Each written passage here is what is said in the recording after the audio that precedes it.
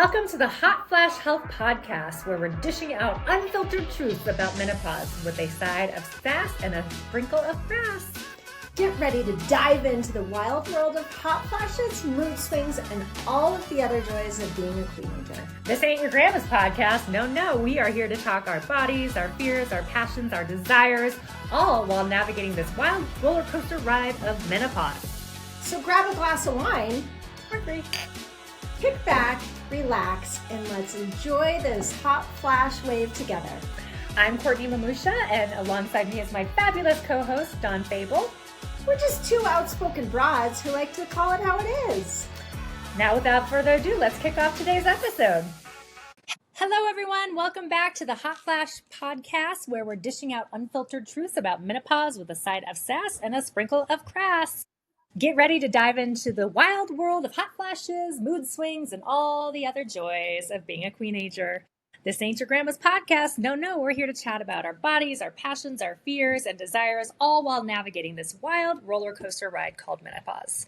So grab a glass of wine or three, kick back, and let's ride this hot flash wave together. I'm Courtney Mamusha. Alongside me is my fabulous co-host, Dawn Fable, and we're just two outspoken gals who aren't afraid to say it like it is. And we are so excited to kick off today's episode because it is just going to be Dawn and I chit-chatting about the amazing weekend we had in New York at the Swell's New Perimenopause Symposium. Is that right? Or New Menopause Symposium? Yeah, the Swell New Pause Symposium, and talk about like two outspoken broads hitting New York City. And hitting two menopause events, right? So we did go to another one with Commune that was right after. So it was like a weekend full of New York cougar puberty specialists. I know, I almost feel more fashionable, just being in the presence of all of these like empowering, extraordinary, amazing, smart, badass human beings who are changing the narrative around menopause. Courtney and I, of course, you can only imagine the two of us, for those of you who know us on the streets of New York City. That was dangerous in itself. So today we're going to recap sort of what we've learned, because I certainly feel like much more of a menopause expert after I've gotten back. So we're going to break it down. So Court. So let's talk about this. The New Pause Symposium, who was hosted by Swell and Stripes, which is Naomi Watts' menopause-focused wellness brand. This event was so phenomenal. It brings together physicians, scientists, clinicians, writers, thought leaders. Yeah, all for this really powerful community who is exploring the in and outs of perimenopause and menopause. So just that in itself, I mean, there were so many extraordinary women. So we're going to break it down because there were a couple key points that we'd like to take from this event and share with you. So Court, break it down. Yeah, and not to mention, like, Dawn and I were in girl crush heaven. We, have been following so many amazing women and learning from them, and to actually meet them in real life, IRL, was fantastic. And everybody really had a warm welcome, and you could walk up and ask questions to some of these amazing doctors and physicians and scientists, like you mentioned, and not to mention get a photo with Naomi Watts, who's incredible too, and her brand's amazing. So it is great to see these types of events popping up. And unfortunately, because we were in New York attending two events, we missed out on the Denver one that was happening the same weekend called Thrive. So next year we're going to have to like tackle and do it all. But, just feeling a sense of community and committed to women's health and empowerment and, accessibility, I think was like a lot of the key things I took away, feeling energized and excited and wanting to, have a higher voice or a louder voice to like make sure everybody knows what's happening and how we can impact it. Yeah. And it was so great, because the content was so vast, right? They spoke about strength and your physical well-being. They spoke about your pelvic and sexual health. They spoke a lot about hormone replacement. They spoke a lot about mental health and sort of self-preservation and boundaries around it. So it was so empowering just sitting in this room full of women who were curious. They led with curiosity. and then the experts being able to deep dive into all of this. Not to mention, by the way, the extraordinary and incredible Maria Shriver was there, who is just such an advocate for women's health. It was so fun to listen to her as well. Yeah, she was somebody that I had never expected to want to see or hear, and was like a great bonus that she's there. But walking away, she is literally a beacon of hope for women and health, and what she's doing with raising money for care, which we might talk about with Dr. Lisa Mosconi. And her foundation, and just like spreading the word. She obviously got into politics with being married to Arnold, and now she's just using that platform for our own benefit as a community of women. Yeah. What I found really interesting is they opened the forum. This was co-hosted by Elisa Volkman, who is a very powerhouse woman herself.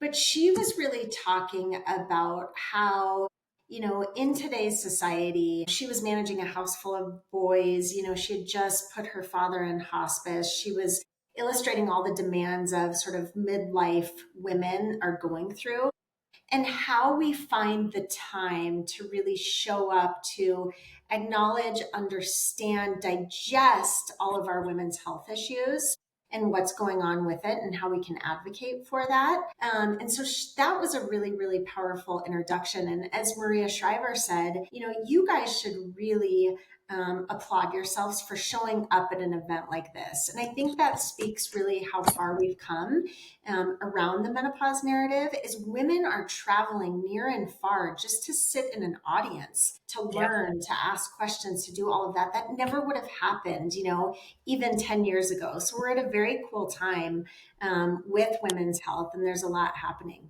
Yeah, and I will say, there was definitely people from all over. I feel like we were definitely noticed because we were the Denverites, and we might have traveled the furthest, because I think a lot of people were from different East Coast states. But again, just standing in line to use the restroom, or getting food, or meeting people standing at another vendor table, like everybody wanted to know your story and help each other out. And yeah, I do feel like Alyssa's opening comments were quite familiar, right? So it's, she was even kind of apologizing because she hadn't gotten a lot of the event details out, which, Dawn and I were kind of like, where do we go? When do we go? And we figured it out, and it was beautiful. But to hear her story about why she's been so behind with, as Dawn just mentioned, putting her dad in hospice and the boys and traveling. And, I don't know if a lot of you are feeling like that, but, when I get overwhelmed, it's hard. You kind of go into freeze mode. So you shut down and you can't function.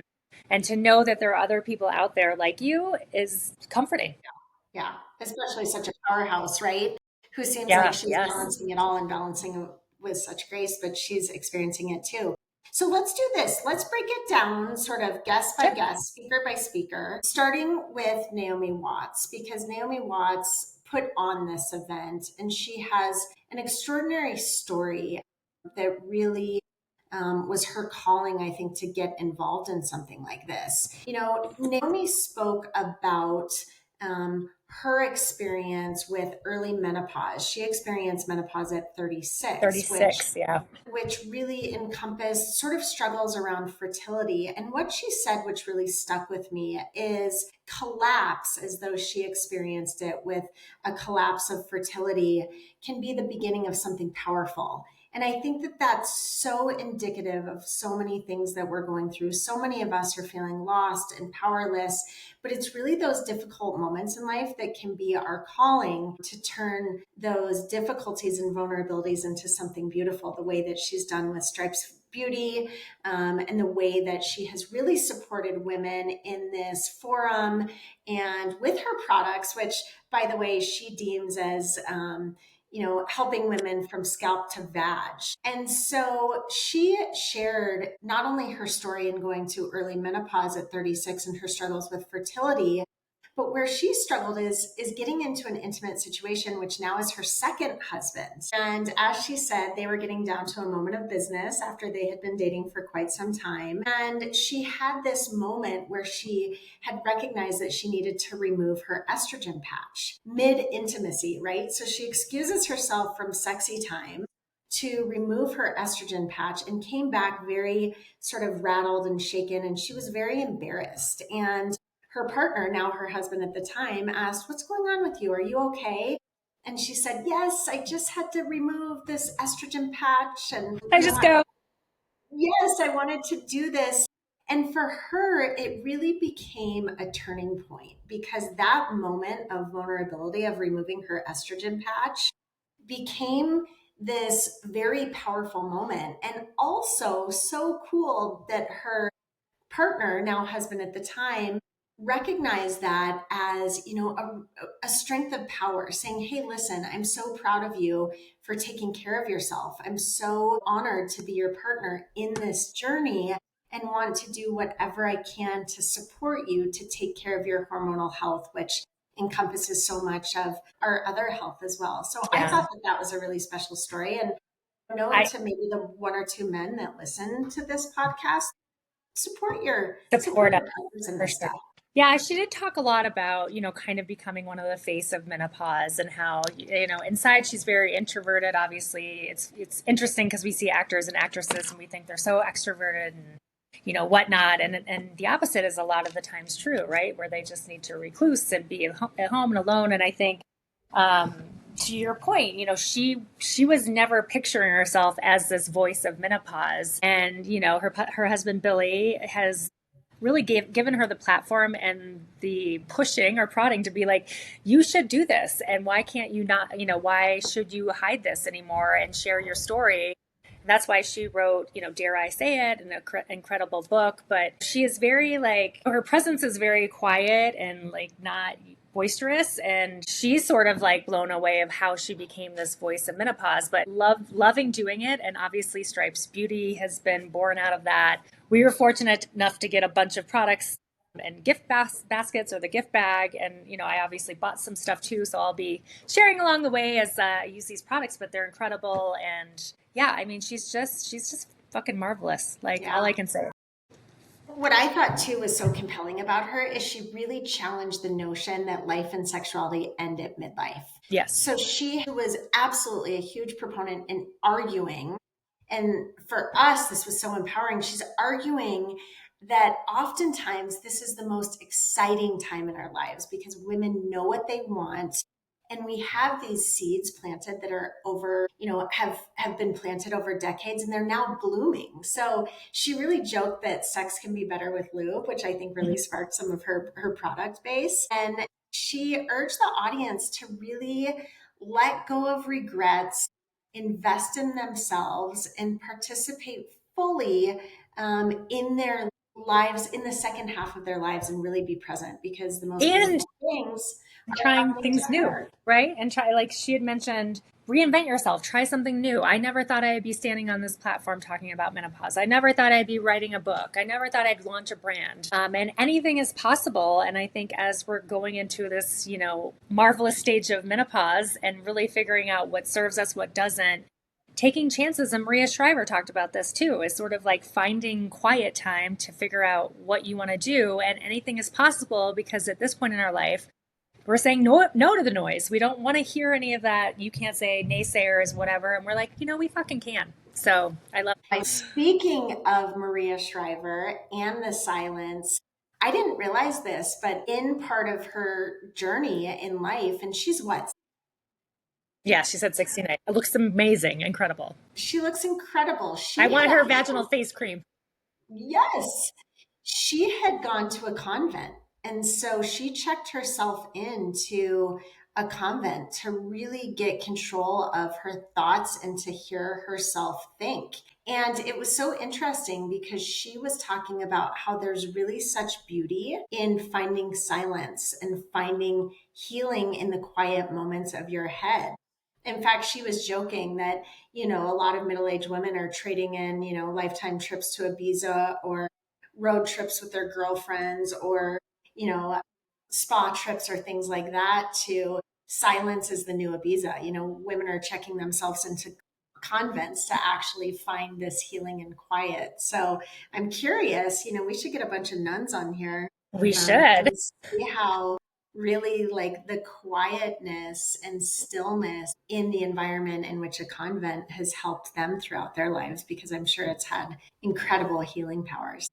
Yeah. And I do want to talk about, she wrote a book kind of about her life journey. And it wasn't a biography by any means. She used poetry to share some of her experiences and her thoughts and her feelings. And again, it kind of goes into that own your own story, figure out who you are, find that quiet time, a time for reflection. That's totally a different way to do it, but I get it. Know who you are, who you want to be, and where you want to go. I wrote that down as like a very powerful mantra to live by, because it's, look, she's amazing. She had a beautiful smile on her face. She was saying hi to everybody. She's been such a great advocate, and she's doing things too that are scary for her, right? So it's like, Naomi's writing a book. She's writing a book of poetry and opening up her soul to people. So anything is possible. And there was a lot of great moments, and that was clearly one of them, and a very great guest speaker that we weren't expecting to see. So thank you, Maria. Oh my gosh. She also, something that really stuck with me is she said, stop seeking permission to do hard things.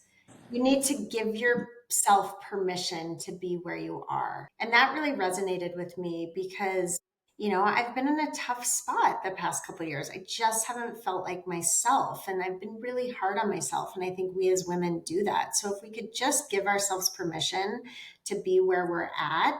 She also said, which super resonated with me because I am a lot. She said, be a lot. And when I say be a lot unapologetically. So for all of you women out there who have been made smaller, made to feel smaller, who have been a lot in your lives, quit it and continue to be a lot and do it unapologetically. Yeah. I loved her. The other woman who I've been dying to meet and see is Dr. Kelly Casperson, and she was just a ray of sunshine. She had such a fun format, right, where she opened up the audience and had a couple planted people saying, "Dear Vagina," like you're a young vagina talking to your older vagina. And I thought it was a really fun way to approach an audience and get participation. And, talking about some of the things that, like, when we're younger, we were questioning things. And now that we're older, we're like, why were we worried about that? Now we have this to deal with. So I thought it was a great way to really say, like, what is your vagina telling you, and what can you learn from it, and how can you have self-compassion, curiosity, and joy? So she's a urologist. She's talking a lot about how things work down there and how to have the best sex ever. She was amazing. She showed up in this like bright pink sequence number. And just, she's got this short, spiky hair, and she just is ripped, and she's beautiful and cool. And she approaches this with such a sense of humor. And God, what would your young vagina tell you, right? We could spend an entire episode on what our young vaginas would tell us, because they were a whole lot more excited and active and humorous and all of the things. My younger vagina was way more active. Yeah, in our younger years. But you're right. She led this conversation with self-compassion and curiosity as to where our vaginas are today. Dear vagina, right? Please lead with self-compassion and curiosity, because what's happening down there is not your fault. And she really dialed into that. It is not your fault. And I feel like so many women who are going through this journey right now, who are having sexual dysfunction or dryness or all of the things that come from this crazy hormonal journey, they're feeling very guilt-ridden, and they're feeling very shut down and essentially like they're broken. And my favorite part of her, the whole thing, was saying the vagina is a goddamn Ferrari, right? We make babies. Woo! Yeah. Women make up 51% of the population. So the vagina is the goddamn Ferrari. The penis is a Honda. And I thought that was brilliant. I also love her approach. And again, she feels like somebody you could be best friends with. Like, she had such humor in class, but was like really okay breaking the mold and the silence around intimacy. She's written 2 books, right? You Are Not Broken and The Menopause Moment. But honestly, like, I feel like if I could DM her right now and be like, hey, I'm thinking about this, and not that I am, but she did mention that a lot of women have gone in to see her and talking about vulva surgery, right? Getting your lips. But she was, taking, obviously compassion and listening to her patients and saying, like, girl, what do you think it's going to look like? Like, this is what happens with your body. It's okay.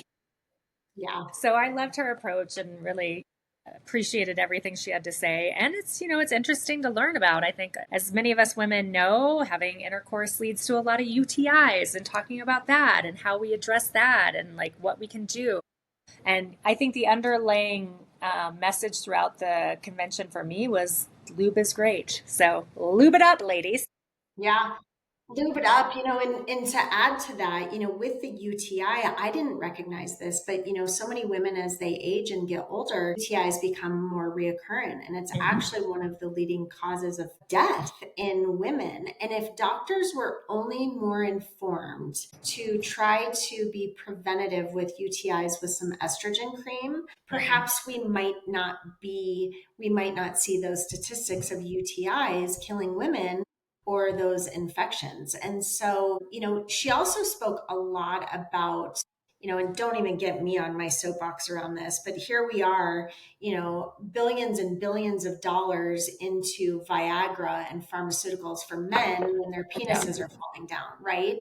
She talked about how it is time to level the playing field. Women deserve science, they deserve attention, and they deserve satisfaction equal to this multi-billion-dollar men's Viagra movement. It's complete and total bullshit. Yeah, can't agree more. And yes, I'm on that bandwagon too. Speaking about leading causes of death, obviously, cardiovascular is huge. Dr. Vonda Wright came on. She's an orthopedic surgeon. She talked a lot about our aging bones, right? And how if when you're aging and you fall and break a hip or break a bone, the chances of never going home or dying from that are so high. I don't remember the percentage, but I never really thought about that. I think we think about okay, yeah, falling's not great. And personal stories, when my mom fell and broke her arm, that was pretty much the demise of her. She never got to go home and see her home, and she passed after that, not because of her bones, but she's dealing with a lot more. But that really hit a string with me, or a chord. And she really approaches health and longevity, focusing on the muscle and bone health. And she was quite her calves, she could not talk enough about, which were right in your face and very powerful. And I love that she comes out and addresses the audience with a femur, not an actual femur. Oh, yeah. But it was you were getting kind of schooled about how you should work out, lift heavier. I mean, I know you were wanting to follow her routine. So talk to me a little bit about how you took what she had to say to heart.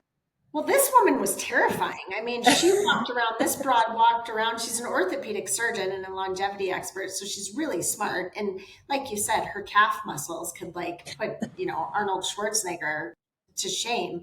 But this broad walked around stage with a femur bone. And her whole thing was, get in front of this, lift heavy, strength training, strength training, strength training. She said that literally when estrogen walks out the door like it is now, we can change the trajectory of our life and age with power by lifting heavy. She also talked about vitamin D is really crucial for bone health. So again, she really emphasized this is a critical decade to get in front of your health, to make sure that your bones are strong. So if by chance you do have a slip or fall, you're not going to, end your life in a hospital because of the demise of, Yeah. And her, she has a book as well. She did talk about, because I think many of us, I don't know, Dawn and I aren't the biggest workout girls. Obviously there's so many. And I was listening because I was I really do need to get in front of this. But she had said, start small, right? You can't climb a mountain tomorrow. So give it a month and see how you feel. And then give it 3 months and see how you feel. And then once you're kind of in this pattern and have these results, she's you'll feel amazing and never want to go back. And I do agree with that. When I start the workout train, I feel great. But not only does it build muscle mass and make your bones stronger, but it also stimulates stem cell growth and increases your metabolism. So instead of laying around, get up and do something. She'd said every morning she gets up and jumps, and that's how she kind of starts the day, which I've seen things on Instagram. I'll probably get them again now because, who's listening. But, people talk about starting the day and kind of getting everything moving and your muscles moving, and the importance of doing walks or doing anything to start building strength. I think I can't, express that enough, because I saw my mom kind of decline, and I feel like I'm only, I don't know about you ladies, but I like was dancing and then I sprained an ankle, and now my ankle's never been the same. So it's sort of like, like we're not getting any younger, and we have to build the strength so we don't tweak something and then have to deal with it for the rest of our lives. Because I don't know, I'm also like,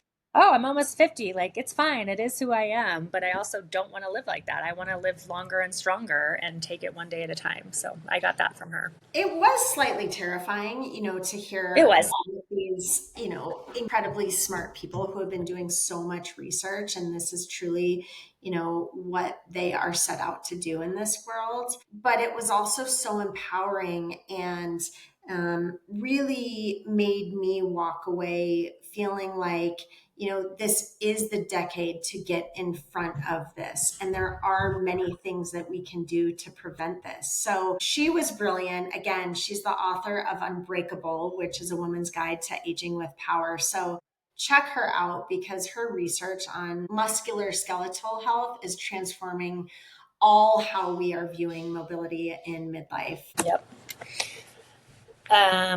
Who do we have next? Was it Courtney Men? Yep. She was smart as hell.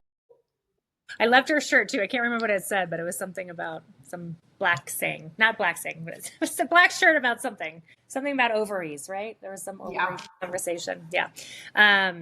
But she really did speak a lot of her patients about how early and premature menopause is becoming a thing, right? So there's so many, like 6 to 12% of the adult female population is hitting menopause before 40 nowadays. And kind of, it gets worse and worse as we get older. But I think that, again, like taking a look at where you are right now, and seeing how certain things are impacted. She was a big speaker about female castration, right? So she was I can't remember how old she was. She was like 20 something, and she was in medical school, and they told her that she had ovarian cancer. I don't want to be speaking out, but I think this is right. And they basically were like, you need to have your ovaries removed. And she had a hysterectomy, and, had endometriosis after the surgery. Really, there's many of us women who are forced into early menopause, not even because our bodies are changing, but because of like medical reasons. And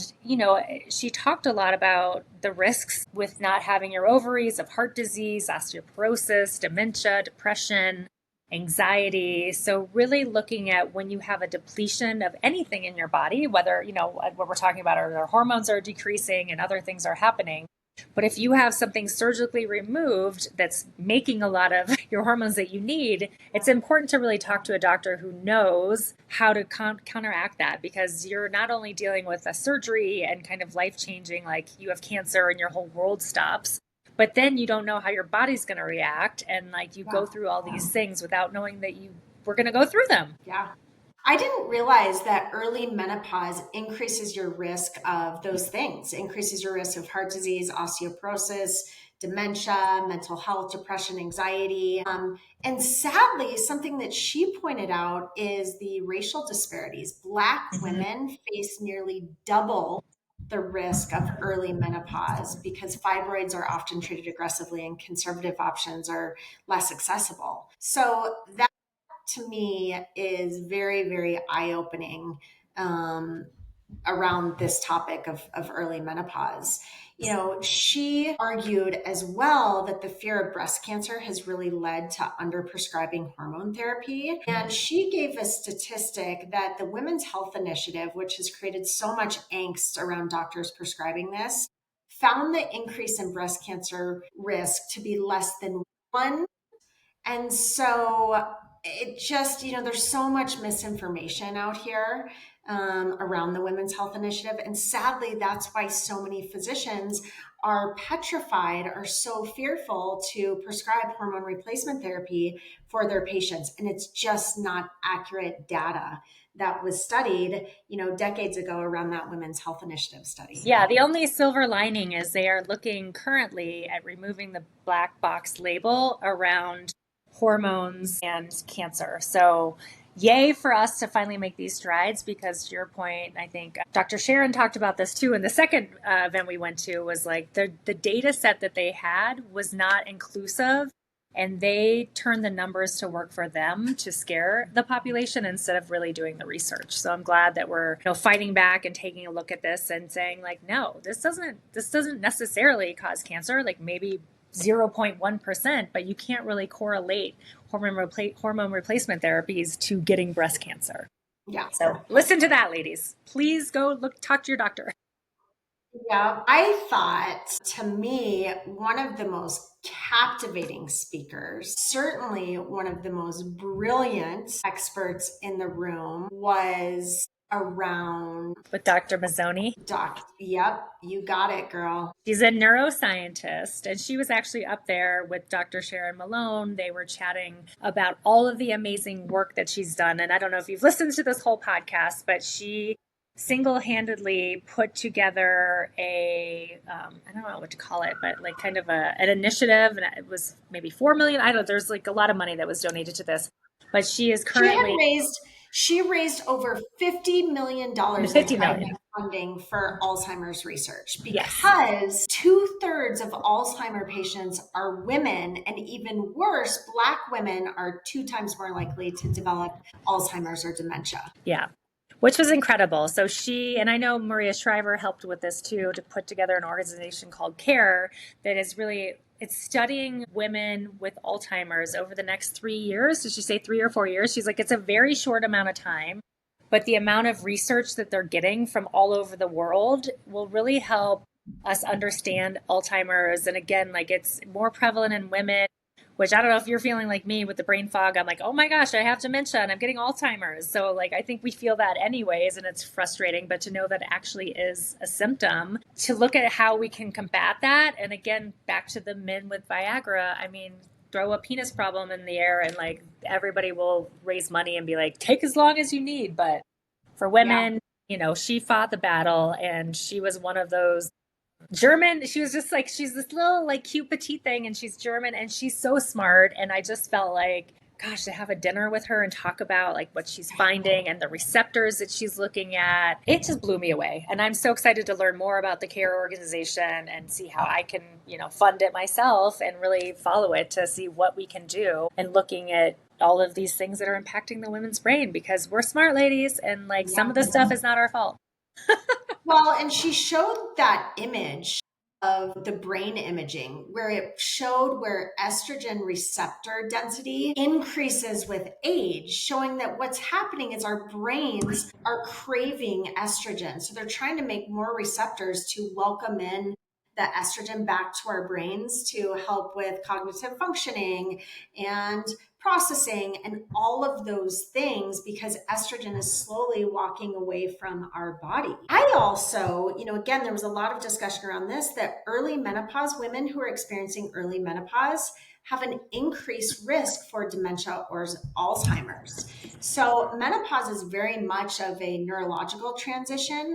And there are things that can be done, and more research around how to intervene early, because women really are vastly impacted by the risk of Alzheimer's or dementia, with 2/3 of our population who are getting this awful, awful disease are women. Mm-hmm.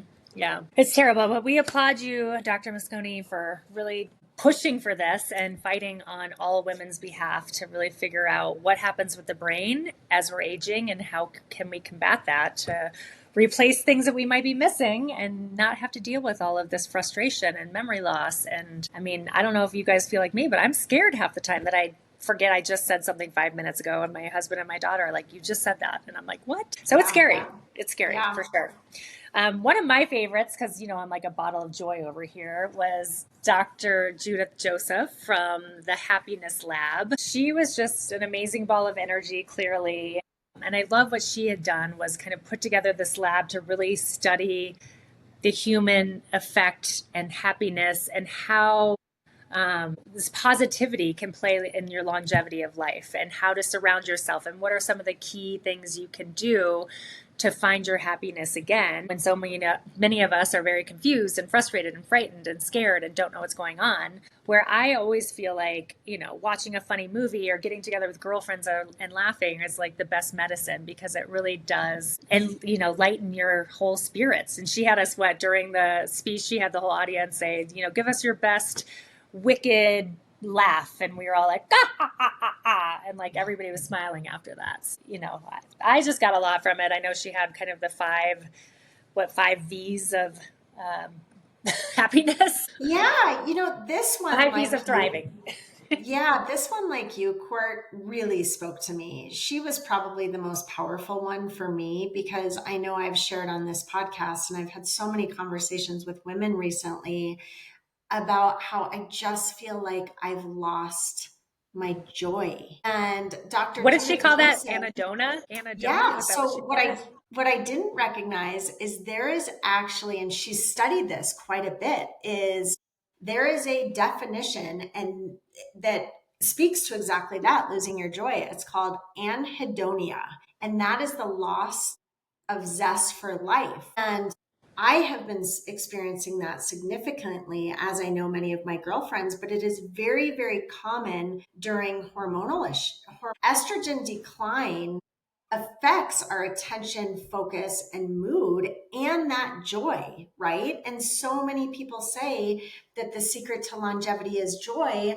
And there is something very physiological in our brains around hormonal shifts that are impacting us in that loss of joy. And so she really spoke about the emotional toll of menopause and ways to reclaim joy as the necessity that we need to live long and happy lives. And you're right, that's where she really spoke about the 5 V's of thriving. And this was so important because number one was validation. Accept where you are, right? Don't try to be something different, accept it. Number two was venting, where you need to express your emotions, whether it's yelling, whether it's crying, whether it's calling up a girlfriend, whether it's whatever it is, make sure and vent.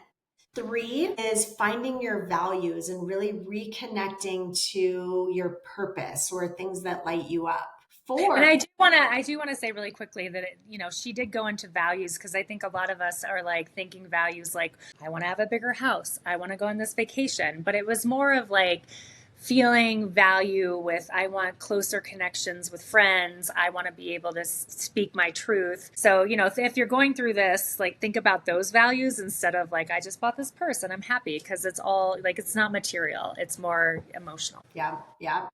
Number 4 that she dug into was vitals, right? Take a pulse on your vitals and really take the time to care for your body. I feel like so many of us ignore what's happening and just try to push through. And that's not sustainable long term. Yeah. So ladies, you can either go 5. I forgot 5. Sorry. 5 was vision. So really intentionally plan your future joy. Understand, is it vacations that bring you joy? Intentionally book those, get them on your calendar, because she really spoke about really understanding the science of your own happiness. Your happiness is going to be different than my happiness. So understand the science of your own personal happiness, because it is about time for us to start reclaiming our joy. I think it's either we go to a convent. Well, maybe we go to the convent, ladies, and then we go to the happiness lab and like laugh it all out. But I think both.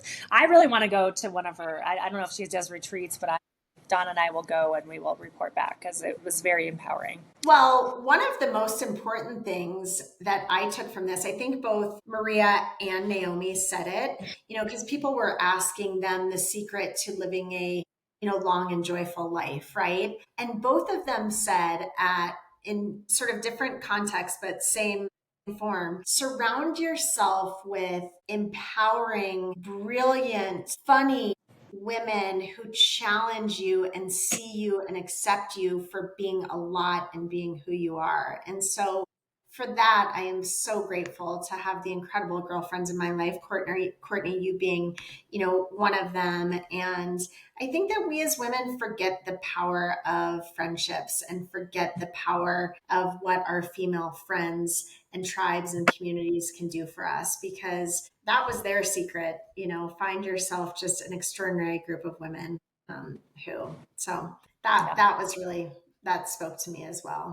What else do we have? I know there was some stuff around, There was some panel speakers where they're talking about, weight and using Ozempic and GLP-1s. There was another panel of women who talked about, kind of sexual health and looking at, how you should measure, why you should give the three fucks, failure, filthy, and funding. But all in all, like there was, go ahead. I thought that the GLP-1 was really interesting. First and foremost, you and I are both on GLP-1s, but that was put on by Tamsin Fidel, who is so beautiful and so cool. Julie Rice, and then Dr. Kim Boyd. And what they said is weight is a biology, not a willpower. And I found that to be really interesting, because I think that so many of us find that gaining weight is just, we need to have more willpower to work, to eat less, to do all of these things. And the way that she spoke about GLP-1s, like an Ozempic, they have really revolutionized prevention for diabetes, heart disease, and inflammation. But what she said, and this was very powerful, is with great innovation comes great responsibility. And I know you and I both looked at each other during that moment, because we both have daughters. And she made it very clear that GLP-1 is a tool used for prevention. It's not a time machine to thinness. And I think that, we need to be so sure in teaching our daughters that thinness does not equal beauty or worth. So we are traveling down a very slippery slope with this GLP and the examples that we're setting for our daughters. That scared me. Yeah. I think the other interesting thing is, obviously Don and I are very outright sharing what we're doing. So we're on GLP-1s. And I just, met with my functional doctor yesterday and talking about this. Tamsin had said, four out of 6 women are on GLPs, but only 2 are talking about it. So there's so much like shame and stigmatism around taking these things that are really helping us. I mean, yes, of course, like weight is like a vain thing, but it's not really, because if you're looking at the number 1 killer of women is cardiovascular heart disease, it really helps shed the fat that we don't need. But it also, goes to happiness. We feel lighter. We feel like ourselves again. And I don't know why women wouldn't share this. I feel like when you have a group of girlfriends and someone's like, what's working for you? What are you doing? Like, you owe it to them to kind of be honest and say, this is working and I feel great. To women who are in your own circles and feeling like you don't want to share, or like, you're bad for doing this. You're not. I mean, most people are doing it now, and it's only getting more research to being more and more healthy. I don't know. That's all I have to say on my soapbox about that. Talk about it, because everybody needs your advice. Totally. I think with that too, GLP-1s and people getting skinnier, it leads to, in a lot of cases, more self-confidence, right? You feel more willing to, have sex, right? It's funny how this all ties in. What happens in the bedroom affects the boardroom, right? What happens in your body, affects your confidence. And so, it's really a barometer of overall wellness. It's not a luxury. And so that is what they spoke to about sex. So I'm shifting gears really quickly, but going from GLP-1 to the sexual health, there was a really honest and energizing discussion about pleasure and aging and confidence. And what that speaker said is, again, what happens in the bedroom affects the boardroom. So we need to reinvent the conversation around sexual health, because sexual health is healthcare. It is a barometer of overall wellness. It is not a luxury. And Courtney and I were so excited to walk out of that conference with 3-4 vibrators, lube out the yin yang. I mean, it was like Christmas for a bunch of menopausal women who love vibrators. Yeah. And just all the great products that are out there. I really do feel like this isn't just a moment. Yes, I feel like everyone says menopause is having its moment, but it really is a movement. I mean, we're not going to stop talking about this tomorrow. We're going to only get more conversations going and more funding. And if we all speak up and speak out to, our politicians and vote for people who believe in women's health care. That can only change our whole conversations. And I know it's hard for many of us to have conversations with our children and even our friends because we never had conversations with our parents. So these types of symposiums, events, thought leaders, specialists, we cannot thank you enough for putting this together. We're just happy to be a part of this movement and sharing our thoughts on, and our takes on what we're going through and doing it with a little humor and sass because that's who we are. But, you do have to kind of laugh your way through some of these symptoms, right? You're like, what is this? Why am I getting this? What is this? And talk about it. Because I didn't know my breasts hurting for the last 5 days was a sign of my estrogen dying. I had no idea, but I talked to my doctor about it and I was like, well, that makes sense. Yeah. And I think, let's leave you guys with this because we have some very exciting things coming up at Hot Flash Health. One of the things that we are launching and available to you is lab work and to know your numbers. And I think there's so much confusion around this. And so really empowering women to understand the data behind their health and lead with curiosity. The thing that they spoke about at this event is certain labs to track, right? And I think that there's so much noise out there in the marketplace, and so many physicians sadly are rejecting labs. But a couple of things that a lot of these experts said to track was thyroid, right? You want to track your TSH. Blood sugar is very important, A1C. Vitamin D, which is essential for bone health. Your hormones, your FSH, your testosterone, your estrogen, especially with those of you women who are using the IUD and don't have any, sense of what may be happening in your body. Cholesterol and blood pressure, both of those increase during menopause. So in your lab test, whatever you're doing, make sure and check those things. And then your body composition, right? Because muscle versus visceral fat is really key. So those are the labs to track, ladies. And again, what Court was saying, this is a movement. This is not a moment. And here at Hot Flash Health, we are going to continue to educate you to lead with curiosity, blended with science, storytelling, sisterhood, and most importantly, laughter. Let's bring this topic to happy hour.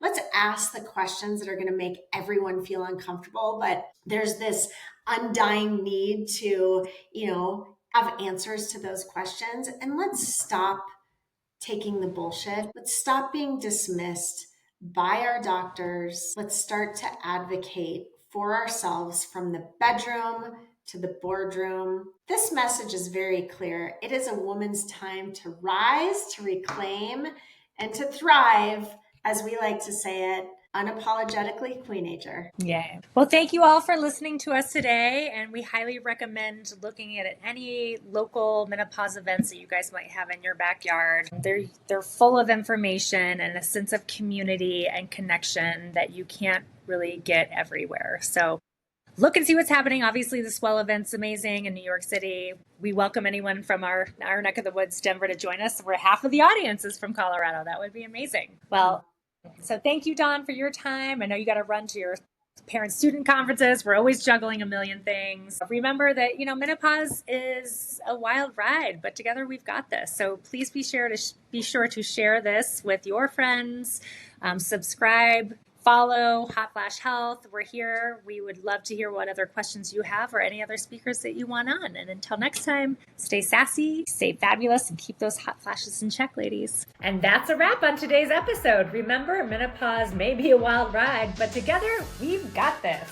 And don't forget to follow us on Instagram, Facebook, TikTok at Hot Flash Health. Stream and subscribe to us on any of your favorite listening platforms like YouTube, Apple, and Spotify. And of course, share your thoughts with us. We love hearing from our amazing listeners. And until next time, stay sassy, stay fabulous, and keep those hot flashes in check. Yeah, girl. Woo!